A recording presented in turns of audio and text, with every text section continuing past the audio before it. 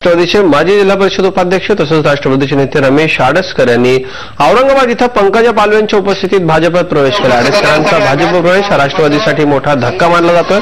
पूर्वी भाजपमध्येच असलेल्या आडसकरांनी 7 वर्षांपूर्वी भाजपच्या काही सदस्यांना सोबत घेत आमदार सुरेश धस यांच्यासह गोपीनाथ मुंडेंना हादरा देत राष्ट्रवादीशी घरोबा केला होता। उपमुख्यमंत्री अजित पवारांचे अत्यंत विश्वासू असलेले रमेश आडसकर 2009च्या लोकसभेपासून नाराज होते। त्यांना विधान परिषद न देता अमरसिंग पंडित यांची वर्णी लागल्यानं ते अधिकच नाराज झाले।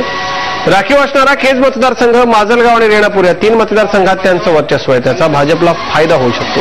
आडसकरांच्या भाजप प्रवेशानं बीड जिल्हा परिषदेत राष्ट्रवादीची सत्ता अडचणीत येऊ शकते। तसंच केज आणि माजलगाव मतदारसंघात भाजपला आता बळ मिळणार हे निश्चित।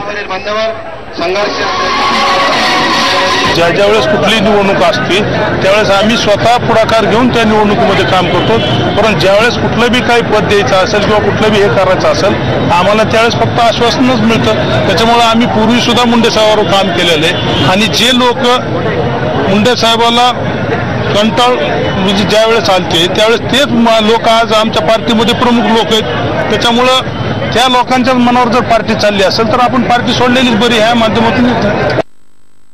महायुतीच्या जागा